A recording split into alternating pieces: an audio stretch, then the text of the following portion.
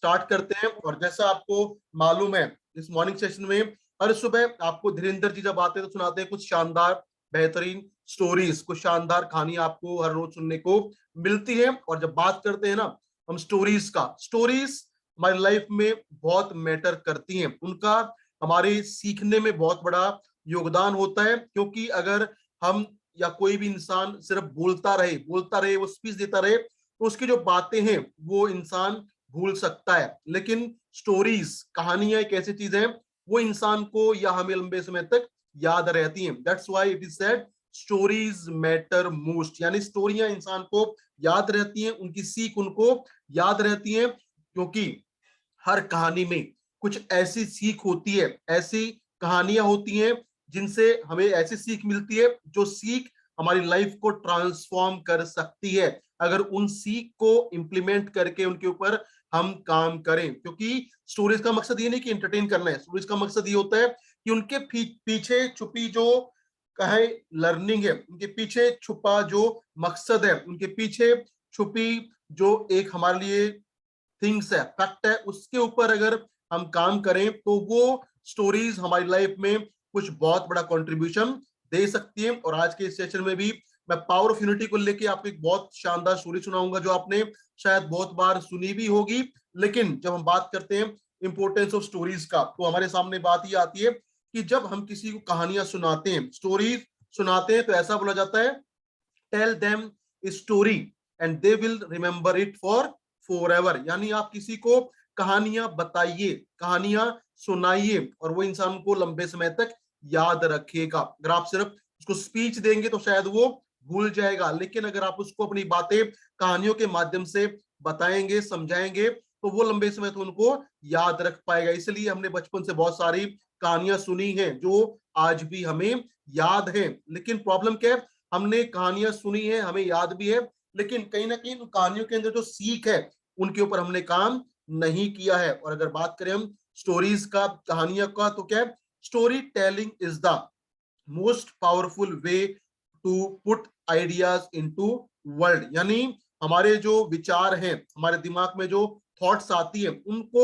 लोगों तक पहुंचाने का जो सबसे शानदार, सबसे बेहतर जरिया है वो है कहानी सुना के। कहानियों के माध्यम से अगर हम अपने विचारों को लोगों तक लेके जाते हैं तो हमारे विचारों का जो उनके ऊपर प्रभाव है वो ज्यादा पड़ता है। तो इसी क्रम में आज हम बात करेंगे, स्टोरी टेलिंग को लेके बात करें। तो अगर आप चाहते हैं कि कीवा बिजनेस में आपका जो बिजनेस है, आपका जो इनकम है, आपका जो टीम है वो लगातार ग्रो करे, तो उसके लिए आपको स्टोरीज सुनाने में एक्सपर्ट बनना पड़ेगा। जो इंसान, जो लीडर जितना बेहतर स्टोरी सुनाता है उसका जो ग्रोथ है उतना शानदार होता है। Because in network marketing effective leader is that who is better in story telling. यानी जो लीडर स्टोरी बनाने में एक्सपर्ट है, जो स्टोरी सुनाने में माहिर है, उससे लोग ज्यादा प्रभावित होते हैं। तो अगर आप चाहते हैं कि आपका बिजनेस, आपकी इनकम लगातार ग्रो करे, तो कीवा प्रोडक्ट के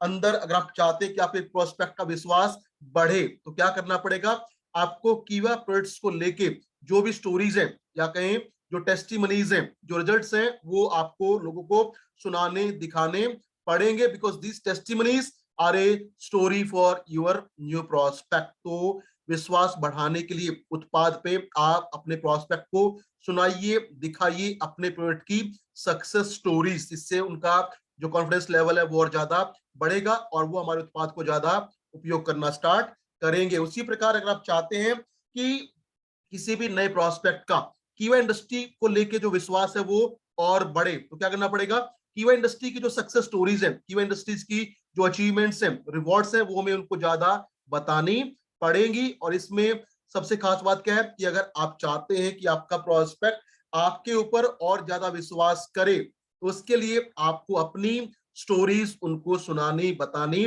पड़ेंगी। क्योंकि अगर आपका कोई नॉन प्रोस्पेक्ट है जो आपको पहले से जानता है और उसके साथ आप मिलने जाते हैं और उसको दिखाते हैं अपनी स्टोरी बताते हैं, क्योंकि वो आपको जानता है, तो वो आपकी प्रोग्रेस को देख के प्रभावित हो जाता है और आपके साथ काम करने को तैयार हो जाता है। सो that is the importance of stories, power of stories. और इसी क्रम में आज के सेशन में मैं आपको सुनाने वाला हूं एक बहुत ही पुरानी स्टोरी जो हमने हजारों बार सुनी होगी, लेकिन उस स्टोरीज के पीछे जो लर्निंग है उसके ऊपर शायद हमने फोकस कभी नहीं किया है। तो क्या आप सुनना चाहते हैं वो शानदार कहानी जो आपने बहुत बार, हजारों बार सुनी है, जिससे हमें बहुत कुछ सीखने को मिल सकता है? तो क्या आप वो कहानी सुनना चाहते हैं? Please reply me in the chat box. क्योंकि उस कहानी में इतनी सारी लर्निंग्स हैं, इतनी सारी सीख है, अगर उनके ऊपर हम काम कर लेना तो जो हमारा नेटवर्क है, हमारी टीम है, हमारा बिजनेस है, वो शानदार ग्रो कर सकता है। तो आइए आते हैं अपनी स्टोरीज पे। थैंक्स फॉर योर रिप्लाई, ऐसे पार्टिसिपेट करते रहिए। एक कहानी आपने बहुत बार सुनी होगी और वो कहानी है कछुए की और खरगोश की कहानी। बचपन से हमने बहुत बार, अनेकों बार ये कहानी सुनी है। और कहानी में क्या होता है, दो दोस्त थे एक जंगल में, दो दोस्त थे, एक खरगोश और एक कछुआ, जो साथ साथ रहते थे, एंजॉय करते थे, मस्ती करते थे। एक दिन जंगल में जो वो दोनों बैठ के बात कर रहे थे, एंजॉय कर रहे थे, तो बातों बातों में कहीं से एक विचार आया कि क्यों ना एक रेस की जाए, क्यों ना एक दौड़ हम लगाएं, जो हमने बहुत बार कहानी सुनी भी है। तो तय ये होता है कि हम दोनों मिलके as a friend, as a दोस्त, एक दौड़ लगाएंगे, एक रेस करेंगे। तो दोनों इसके लिए तैयार हो जाते हैं और रेस स्टार्ट होती है। और आपने सुना है कि जब रेस स्टार्ट होती है तो खरगोश बहुत तेज भागता है, बहुत तेज दौड़ता है। लेकिन क्या होता है, जब खरगोश एंड लाइन पे पहुंचने वाला होता है, जैसे ये एंड लाइन है, यहाँ पे जो पहुंचने वाला होता है, तो उससे पहले वो सो जाता है। उसको लगता है कि मैं तो बहुत तेज दौड़ के आया हूँ, कछुआ तो धीरे धीरे आएगा, जब तक वो यहाँ पे आएगा मैं अपनी नींद को पूरा कर लेता हूं। तो खरगोश बॉर्डर लाइन पे बैठ के सो जाता है और इसी प्रोसेस में जो कछुआ है वो धीरे धीरे चलता रहता है, चलता रहता है, चलता रहता है। और क्या होता है, खरगोश की आंख खुलने से पहले वो लाइन को क्रॉस कर देता है और कछुआ रेस जीत जाता है। ये कहानी हमने बहुत बार सुनी होगी, आपने भी सुनी होगी। लेकिन इस कहानी से हमें सीख क्या मिलती है, इस कहानी से हमें जो लर्निंग मिलती है ना, वो बहुत क्रूशियल है, वो बहुत इंपॉर्टेंट है। और वो लर्निंग क्या है, वो लर्निंग ये है कि विनर्स कभी भी क्विट नहीं करते। Winners do it with dedication and don't quit until done. यानी जो विजेता होता है ना, वो अति विश्वास के कारण या ईगो के कारण या कॉन्फिडेंस के कारण कभी भी वो अपने काम को अधूरा नहीं छोड़ता जब तक तो उसको पूरा ना कर ले। ये होती है डेडिकेशन। अगर आपने कोई काम शुरू किया है तो जब तक वो काम खत्म ना हो जाए उस काम को छोड़ना नहीं है। जैसे खरगोश ने क्या किया, वो बॉर्डर लाइन पे तो पहुंच गया, लेकिन वहां पे जाके रुक के सो गया। लेकिन कछुआ धीरे धीरे लगातार चलता रहा और उससे पहले उसने उस लाइन को क्रॉस करके रेस को जीत लिया। तो अगर आप चाहते हैं कि आप विनर बने तो नेवर क्विट। जब तक आपका जो मकसद है, गोल है, टारगेट है, आपका जो काम है पूरा ना हो जाए, उसके साथ उसको करते रहिए with 100% dedication, because winner don't quit and quitters never win। तो ये कहानी यहाँ पे खत्म होती है, हमने जो सुना है। लेकिन इस कहानी में जैसे समय बदला तो कुछ आई नई डेवलपमेंट, नई मॉडिफिकेशन। तो क्या होता है, जब खरगोश रेस हार जाता है तो जंगल का हर जीव जंतु उसको इरिटेट करता है, उसको चिढ़ाता है, उसको परेशान करता है कि तुम इतना तेज दौड़ते हो, इतना तेज भागते हो और एक छोटे से कछुए से तुम रेस हार गए। तो इससे खरगोश बहुत फ्रस्ट्रेटेड था। उसने क्या किया, उसने एक कमिटमेंट किया, उसने एक अपने आप से प्रॉमिस किया कि मैं किसी भी तरीके से कछुए को फिर से कन्विंस करूंगा, फिर से रेस करने के लिए, ताकि मैं उसको हरा सकूं। तो वो क्या करता है, खरगोश खरगोश जाता है फिर से कछुए के पास और उसको बोलता है कि दोस्त भाई, हम फिर से एक बार रेस करते हैं। लेकिन जो कछुआ था वो बहुत ही समझदार था, बहुत ही इंटेलिजेंट था। वो क्या बोलता है, नो मोर रेस। भाई दोस्त, अब मैं तुमसे रेस बिल्कुल भी नहीं करूंगा। हमने एक बार आपके कहने से दौड़ लगा लिया,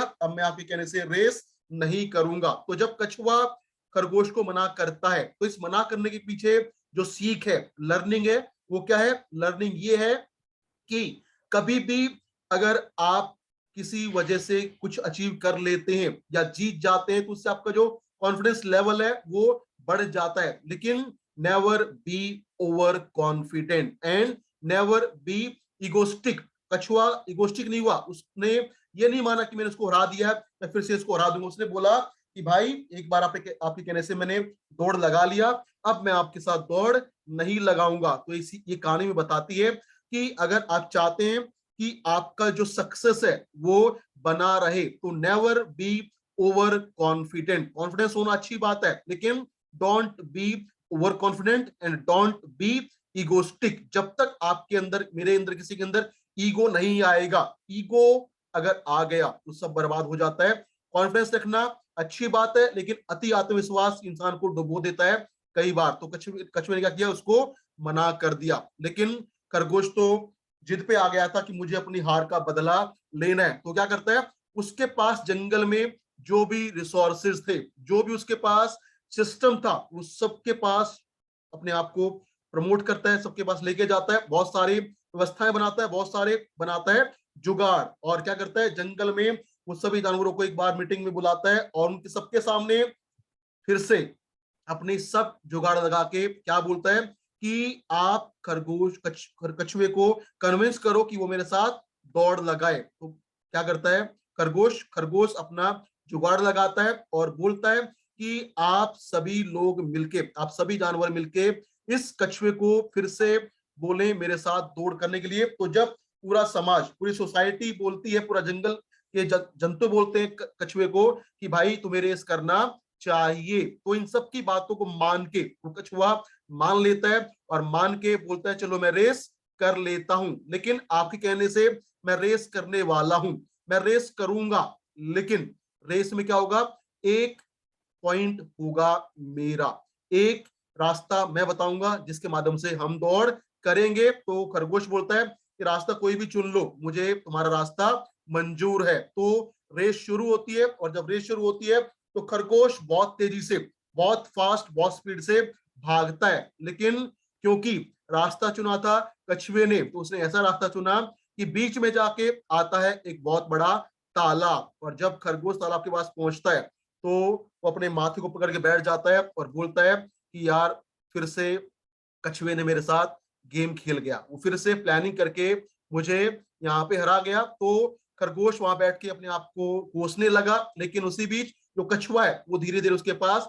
पहुंचा। और वहां जब पहुंचा तो खरगोश की तरफ देखता है और बोलता है भाई साहब आपने तालाब क्रॉस नहीं किया, क्योंकि जो खरगोश है उसको तैरना कम आता था, वो पानी में ज्यादा स्विमिंग नहीं कर पाता, तो इसलिए वो उस तालाब को क्रॉस नहीं कर पाया। तो इस पॉइंट तक, इस कहानी तक हमें जो सीख मिली वो ये मिली कि जब भी हमारे सामने कुछ ऐसा हो जाता है, कुछ ऐसे हालात आ जाते हैं कि हमें कोई काम करना ही करना है, तो क्या करें, focus on your strength, plan accordingly. यानी जब हमारे सामने कोई हालात ना बचे, हमें कोई काम करना ही करना हो, तो क्या करें, आप अपनी ताकत के हिसाब से फोकस करें और प्लान करें उसी के हिसाब से। जैसे हुआ कछुए के साथ, उसको मजबूर किया गया कि आपको दौड़ करना पड़ेगा, वो तैयार भी हो गया, लेकिन उसने क्या बोला, उसने अपनी ताकत का इस्तेमाल किया, अपनी सोच को लगाया, प्लानिंग किया और ऐसा रास्ता चुना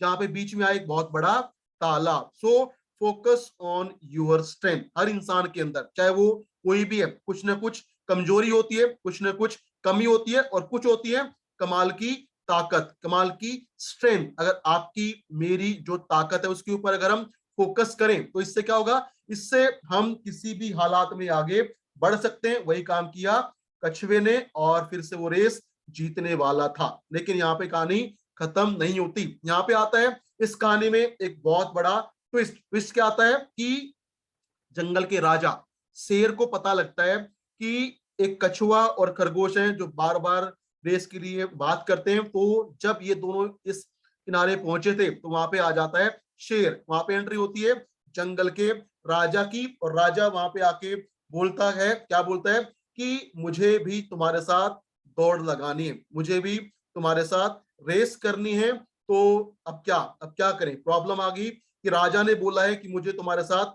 रेस करनी है, तो अब क्या ऑप्शन बचता है, तो ऑप्शन ये बचता है कि या तो राजा की बात को मानो, शेर की बात को मानो, अदरवाइज वो आपको मार देगा। तो क्या होता है, दोनों कछुआ और खरगोश शेर की बात को मान लेते हैं। वो कहते हैं ना, मरता क्या ना करता, तो बोला यार रेस लगाएंगे तो क्या होगा, कम से कम हार जाएंगे लेकिन मरने से तो बच जाएंगे। तो फिर से रेस शुरू होती है और रेस में कौन आता है, रेस में आ जाता है कछुआ, खरगोश और एंट्री होती है शेर की। रेस शुरू होती है लेकिन यहाँ पे फिर से आता है एक कमाल का कहें टर्निंग पॉइंट। वो क्या आता है कि ये कछुआ और खरगोश दोनों मिलके यूनिटी बना के एक प्लान करते हैं और राजा को बोलते हैं कि राजा जी, शेर जी, हम आपके साथ दौड़ लगा रहे हैं, लेकिन रास्ता चुनेंगे फिर से हम। तो शेर में क्या था, उसमें भी था ओवर कॉन्फिडेंस, ईगो था कि मैं तो राजा हूं, शेर हूं, ये क्या कर लेंगे। तो बोलता है जैसा तुम चाहो रास्ता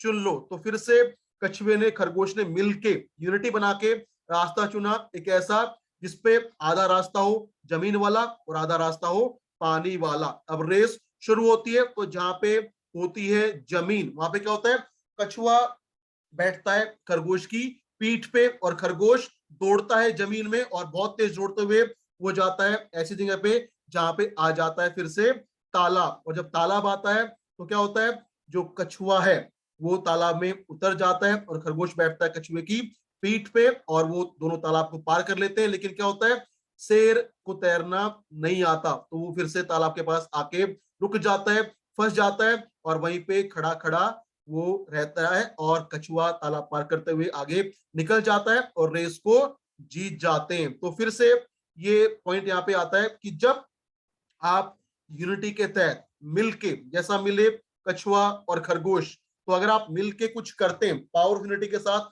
काम करते हैं, तो आप बड़े से बड़ी चुनौती का भी हरा सकते हैं। और यही सीख मिलती है हमें इस कहानी से। सीख क्या मिलती है, अगर आपके सामने ऐसे हालात आ जाएं कि कोई काम करना ही करना है, जब बुरा समय आता है और बुरे समय में उस परेशानी का सामना करना है, चैलेंज को फेस करना है, तो क्या करें, उस समय पे आपको अपने आप को कमिटमेंट होके लगाना पड़ेगा बदलाव के लिए, क्योंकि समय एक ऐसी चीज है जो हमेशा बदलता है।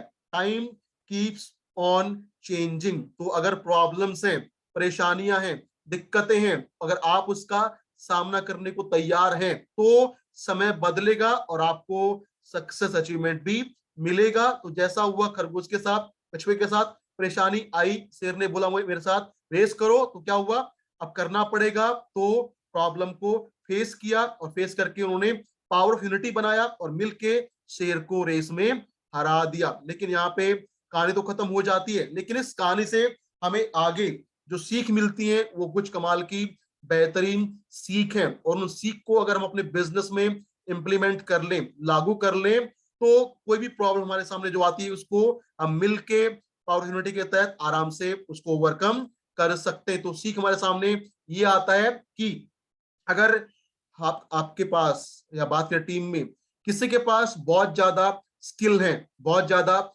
नॉलेज है, बहुत ज्यादा पावर है, बहुत ज्यादा ज्ञान है, इसका मतलब ये नहीं है कि वो ही टीम बनाएगा, वो ही जीतेगा। अगर कोई किसी के पास एक्स्ट्रा ऑर्डिनरी स्किल्स हैं, बहुत शानदार उसके पास नॉलेज है, तो ये श्योरिटी नहीं है कि वही जीतेगा। जैसा आपने देखा हो कई बार कि हम अपने आसपास देखते थे, कुछ ऐसे बच्चे होते थे जो पढ़ने लिखने में बहुत होशियार थे, बहुत ब्रिलियंट थे, लेकिन वो जिंदगी में बड़ी सक्सेस नहीं पा पाए। लेकिन कुछ बच्चे ऐसे थे जो पढ़ने में कमजोर थे लेकिन फिर भी है जिंदगी में बहुत ज्यादा सफल। यानी अगर किसी के पास बहुत ज्यादा स्किल है, नॉलेज है, बहुत ज्यादा पावर है, दैट डजंट मीन सिर्फ वही जीतेगा। जीतेगा वो जो अपने काम को करेगा with A proper planning, with A proper dedication, और क्विट नहीं करेगा। तो अगर आप चाहते हैं कि आप जीते, तो चाहे नॉलेज कम हो, स्किल कम हो, लेकिन अगर आपकी विल, आपकी इच्छा शक्ति अगर मजबूत है, तो वो आपको बनाएगी चैंपियन। जैसा हुआ कछुए और खरगोश के साथ, उनकी पावर कम थी शेर से, लेकिन फिर भी मिले और अपने प्लानिंग को बेहतर किया और बड़े शक्तिशाली जानवर राजा शेर को हरा दिया। सातवीं सीख हमें इस कहानी से जो मिलती है वो ये मिलती है, when cause is bigger, work as a team to achieve that fast। यानी जब आपका मकसद, आपका कारण बहुत बड़ा होता है, तो उसके लिए आपको एज ए टीम मिलके काम करना पड़ेगा और that is called power of unity. मिलके अगर एक दूसरे को सपोर्ट करते हुए, एक दूसरे की टांग खींच के हम काम ना करें, उसके बजाय हम करें एक दूसरे को सपोर्ट, एक दूसरी टीम को हम कंट्रीब्यूट करें, सपोर्ट करें, तो उससे क्या होगा, उससे हमारा जो बड़ा कॉज है, बड़ा मकसद है, अपने आप को, कीवा को नंबर वन बनाने का, उसमें हम सक्सेसफुल हो सकते हैं। लेकिन अगर हम खुद उलझे रहेंगे, एक दूसरे की स्नैचिंग में लगे रहेंगे, तो उससे ना तो हमारा भला होगा ना किसी और का भला होगा। लेकिन अगर मिलके, चाहे क्रॉस टीम हो, मिलके पावर यूनिटी के तहत हम काम करेंगे, उससे हम बड़े से बड़े मुकाबले को जीत पाएंगे और बन पाएंगे number one in the industry. So that is why power of unity, एकता की ताकत पे अगर आप काम करते हैं, मिलके काम करते हैं, एक दूसरे को सपोर्ट करते हैं, तो हमारा जो अचीवमेंट्स है वो बहुत बड़ा हो सकता है। और इसमें जो आखिरी सीख हमें इस गाने से मिलती है वो ये मिलती है कि if your weakness is someone strength and someone strength is your weakness, make a deadly Duo. यानी अगर आपकी कोई कमजोरी किसी की ताकत है और किसी की कोई कमजोरी आपकी ताकत है, अगर आप दोनों मिल जाते हैं और बना लेते हैं पावर ऑफ यूनिटी, मिलके काम करते हैं, तो वो बनता है एक बहुत ही डेडली खतरनाक कॉम्बो। जैसे बना कछुए का और खरगोश का। जब जमीन आई तो कछुआ दौड़ा, पीठ पे बैठा, सॉरी, खरगोश दौड़ा और पीठ पे बैठा कछुआ। जब पानी आया तो पानी में तैरा कछुआ और पीठ पे बैठा खरगोश। यानी जब हमारी कोई कमजोरी है और वो किसी और की ताकत है, और हमारी जो ताकत है वो किसी की कमजोरी है, अगर मिलके हम पावर ऑफ यूनिटी बना लें, एकता की ताकत बना लें, तो हम किसी को भी आसानी से हरा सकते हैं और बन सकते हैं चैंपियन, बन सकते हैं विनर, और बना सकते हैं अपने आप को और अपनी टीम को और कीवा को नंबर वन। लेकिन उसके लिए हमें पावर ऑफ यूनिटी के ऊपर काम करना पड़ेगा, मिलके एक दूसरे को सपोर्ट करना पड़ेगा। अगर एक दूसरे को सपोर्ट करेंगे तो प्रॉब्लम कितनी बड़ी हो, चुनौतियां कितनी भी बड़ी हो, मिलके हम कुछ बहुत बड़ा अचीवमेंट ले सकते हैं। तो ये कहानी थी, और इस कहानी में जो सीख मिली है उस सीख को अगर आप इंप्लीमेंट करते हैं, मिलके एक दूसरे के साथ काम करते हैं, एक दूसरे की टीम को सपोर्ट करते हैं, स्नैचिंग क्रॉस लेगिंग नहीं करते हैं, तो इससे हमारा जो मोमेंटम है, माहौल है, वो बनेगा बहुत ही शानदार। और जब माहौल शानदार बनेगा तो शानदार माहौल में एनीबडी कैन अचीव एनीथिंग। तो आज के लिए इस कहानी के माध्यम से मैं आपको ये बताने वाला था कि मिलके हम काम करते हैं तो उससे हमें क्या कुछ मिल सकता है। सो आज के सेशन में मेरी तरफ से इतना ही। Thank you very much. बस आपसे एक रिक्वेस्ट करता हूँ कि मिलके एक दूसरे को सपोर्ट करो।